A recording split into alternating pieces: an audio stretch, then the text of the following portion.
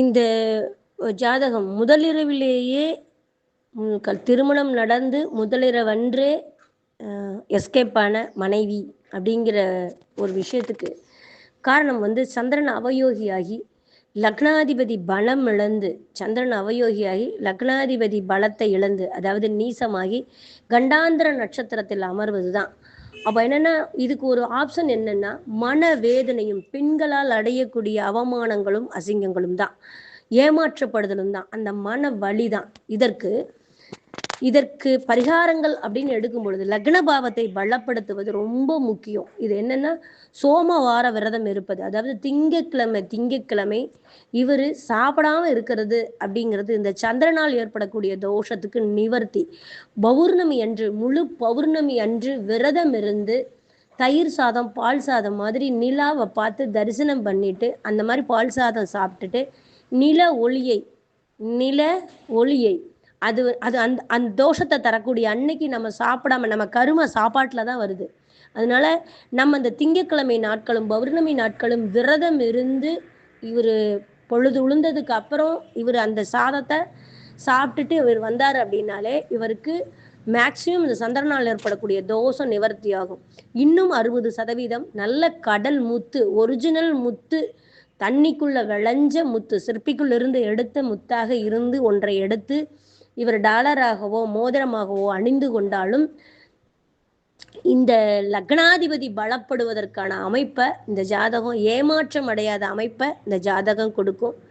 குழந்தையோட இருக்கிற ஒரு பொண்ணை அல்லது குழந்தை இல்லை என்று டைவர்ஸ் ஆன அல்லது முதிர்கண்ணி அப்படின்னு சொல்லக்கூடிய ஒரு பெண்ணை, அதாவது இப்போ தலைமுடி நரைச்சிருக்கு அப்படிங்கிறதுக்காக, கண்ணாடி போட்டிருக்கிறதுக்காக கழிக்கப்பட்ட ஒரு பொண்ணுன்னு இருக்குல்ல, அந்த மாதிரி பொண்ணை ஒரு திருமணம் செய்யும் பொழுது இந்த தோஷம் முற்றிலுமாக மறுபரிசீலனை செய்யப்படும் என்பதையும் கூறி, இந்த சோமவார விரதம் என்பது இந்த சந்திரன் அவயோகியாக அவர்களுக்கு பாதிப்பை குறைத்து தருங்கிறதுல பரிகாரமாக சொல்லி இந்த பதிவை முடிக்கிறேன். பராசர ஜோதிட மணிமன்ற குழுவில் பயணிக்கக்கூடிய அனைவருக்கும் வணக்கம். இந்த ஒரு ஜாதகம் போட்ட ஒரு அருமையான ஒரு பதிவுகளை கொடுத்துட்ருக்கீங்க. முதலிரவிலேயே ஓடிய மனைவி அப்படின்னு ஒரு ஹெட்லைனு. ஒரு அருமையான ஒரு ஜாதகம். அவருடைய அந்த ஆண்மகனுடைய மாப்பிள்ளையினுடைய ஜாதகம். வயசு 35 ஆச்சு. ஏன் இவருக்கு கல்யாணம்னு ஒன்று ஆச்சு, அந்த கல்யாணம் ஆகி ஃபர்ஸ்ட் நைட் அன்னைக்கு, முதலிரவு அன்னைக்கு அந்த புள்ள ஓடி போனதுக்கான காரணம் என்ன அப்படிங்கிறதுக்காக இந்த ஜாதகம் வந்திருக்கு. எங்கிருந்து தான் இதெல்லாம் கண்டுபிடிப்பீங்களா தெரியல. இருந்தாலும் இது ஒரு ஜாதகத்தில் பார்த்திங்கன்னா, திருமணம் ஆகாததற்குன்னு ஒரு தோஷம் இருக்குது, திருமணம் தள்ளி போவதற்குன்னு ஒரு தோஷம் இருக்குது, கல்யாணம் பண்ணி வாழ்க்கை பிரிவுங்கிறதுக்கு ஒரு ஜாதக அமைப்பு இருக்குது. ஆனால் இந்த ஜாதகத்தில் கல்யாணம் ஆயிடுச்சு.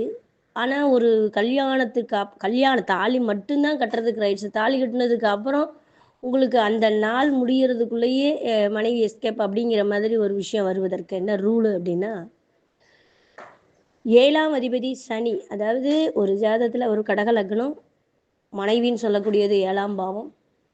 இந்த 7ஆம் அதிபதி சனி யோகியாக இருக்கிறதுனால மனைவி வந்துட்டாங்க, மனைவிங்கிறது வந்துருச்சு.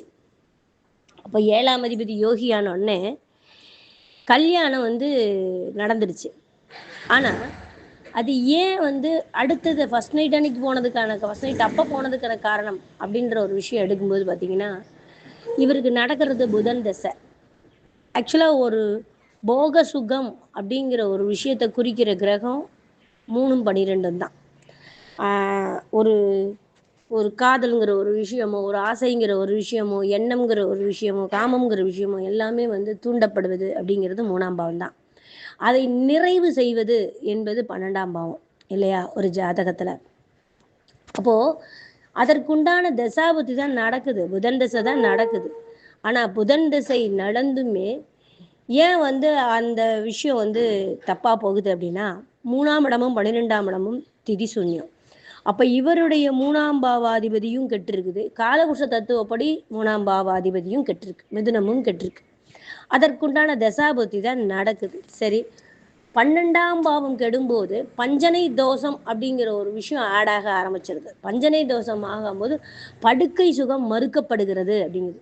சரி, அப்ப செவ்வாய் ஒரு வீரியமா இருந்தது அப்படின்னா, செவ்வாய் சுக்கிரனுடைய காம்பினேஷன் இருந்ததுன்னா அந்த படுக்கை சுகம் அப்படிங்கிற ஒரு விஷயம், அந்த லவ்ங்கிற ஒரு விஷயம் கிடைக்கும் இல்லையா? ஆனா இங்க ஏன் கிடைக்கல அப்படின்னா, செவ்வாய் மாந்தியோடு அமரும் பொழுது அந்த வீரிய போக சுகத்துக்கு உண்டான அம்சத்தை இந்த மாந்தி ஸ்டாப் பண்ணிடுது. அதுதான் அங்க இருக்கிற ஒரு விஷயம். அப்ப அதுக்கு வேலையே இல்லை, அந்த வீரியத்துக்கு வேலையே இல்லைன்ற மாதிரி, அந்த ஆண்மைக்கு வேலையே இல்லைன்ற மாதிரி ஒரு விஷயத்த மாந்தி கண்ட்ரோல் பண்ணிடுது. வஞ்சனை தோஷம் மறுக்கப்படுகிறது, போக சுகம் வீரிய சுகம்ங்கிறத தடுக்கப்படுகிறது. 2. இப்ப மனைவிட்ட வருவோம். மனைவி யோகாதிபதி சனி, கல்யாணம் ஆயிடுச்சு. ஆனா ஒரு லக்ன ரீதியா 6, 7க்கு அதிபதி, அதாவது மனைவிங்கிறவங்களே பிரச்சனைக்கு தகுந்தவங்க, அதாவது 7, 8க்கு அதிபதி. கடக லக்னத்திற்கு 7ஆம் இடம் சனி பகவான் மகரம் வந்தாலும் 8ஆம் ஆதிபத்தியமும் சனி பெறாரு. அப்ப அந்த 7, 8க்கு ஆதிபத்தியம் பெற்ற சனி, 7, 8ன்னு என்னங்க, மனைவியே பிரச்சனைக்கு தகுந்தவள், மனைவியே கொலை செய்வதற்கு கூட அஞ்சாதவள், அப்படியெல்லாம் 7, 8 சொல்லலாம். 7, 8 நம்ம மானத்தை வாங்குறதுக்கு மந்தியில நிறுத்துறதுக்கும் தயங்க மாட்டா, கோர்ட்டு கேஸ்லயும் நிறுத்துறதுக்கு தயங்க மாட்டான்னா 7, 8 காம்பினேஷன். இங்க ஆல்ரெடி அந்த ஆதிபத்தியமே 7, 8 பெறுது. சரி, அந்த ஆதிபத்தியம் 7, 8 பெறுது அப்படின்னா அது போய் அமர்ந்தது 6ஆம் பாவத்துல. அப்போ 6ஆம் பாவம் அப்படிங்கிறது என்ன அப்படின்னு பார்த்தீங்கன்னா, இந்த 6 அப்படின்றது சிறு சிறு பிரச்சனை அப்படிங்கிறதை விட 6 ஏமாற்றுதல் அல்லது ஏமாறுதல். பாருங்க, ஜெயிக்கிறதும் அதே வீடு தான், தோக்கிறதும் அதே வீடு தான். அப்ப எதிரி ஜெயிக்கிறானா நம்ம ஜெயிக்கிறானா, இங்க யோகி மனைவி தான், மனைவிக்கு தான் யோகம். அது காலபுருஷ தத்துவப்படி 9, 6 9 ஆகுது. அங்க ஒரு விஷயம் இருக்கு இல்லையா? அப்போ அந்த மனைவி போய் அமர்ந்த 6ஆம் வீட்டு அதிபதி என்ன பண்றாருன்னா, அவர் வலுத்துக்கிறாரு, லக்ன கோணம் ஏறிடுறாரு. அப்போ இந்த சனிக்கு குரு 6 போயிருது. அப்போ ஏமாற்றம் லக்னாதிபதிக்கு தாங்கிறது மாற்று கருத்து இல்லை. ராசியில சந்திரன் நீசம், அது ஒண்ணு. அதுவும் கண்டாந்திர நட்சத்திரம், அது மட்டும் இல்லை, அது அவயோகியும் கூட. நான் நிறைய பதிவுகளில் சொல்லியிருக்கேன், சுக்கிரன் அவயோகியாக இருந்தால் திருமணம் கால தாமதமாகவும் மனைவியை ரசிக்க தெரியாதவனாகவும் இருக்கிறான். தனக்கு எது சுகம் அப்படிங்கிற ஒரு விஷயமே தான் தெரியாதவனாக வாழ்வாங்கிறது கணக்கு.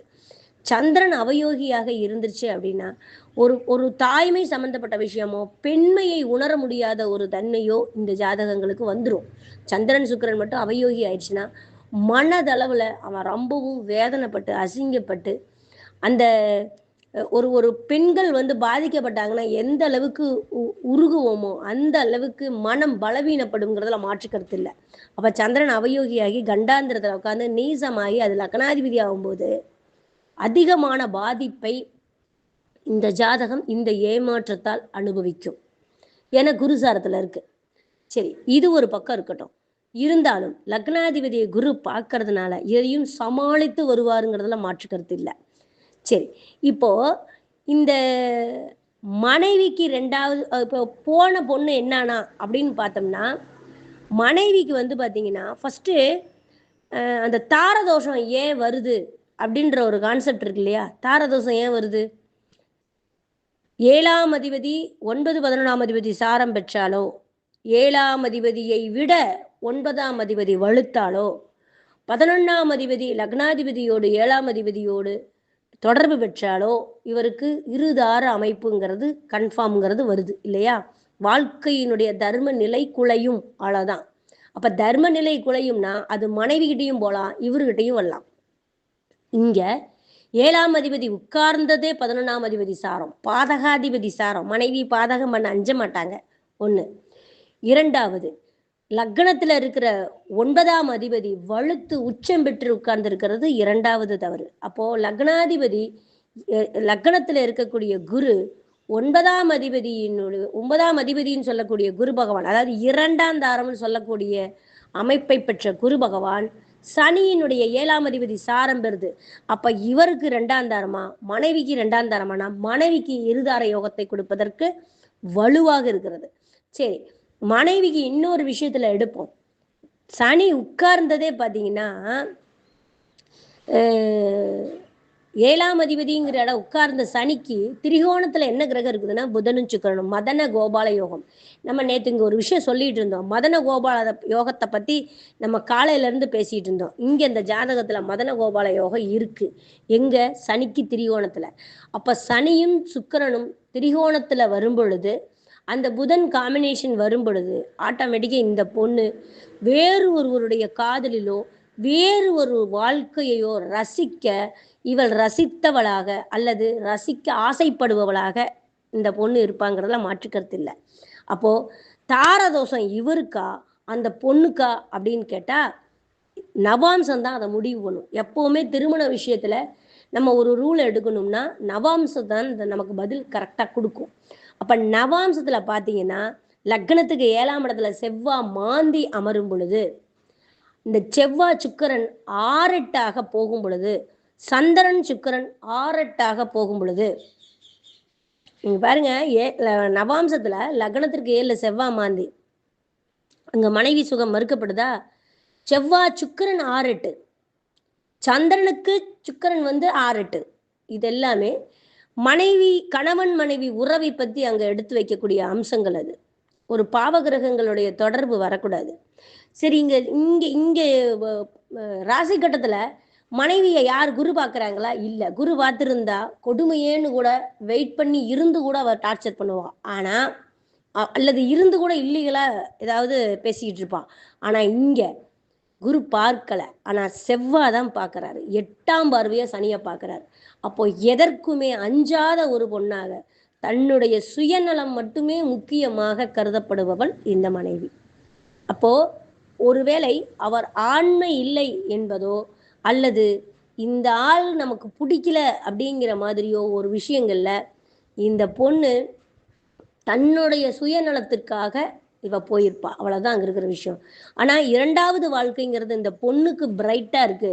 இந்த ஆணுக்கு அது சிறிது வருத்தத்தோடு மன மன வலியோடு தான் சென்று இப்ப நடக்கிற புதன் தசை குரு புத்தி போயிட்டு இருக்குது. குரு 9ஆம் அதிபதியோட புத்தி.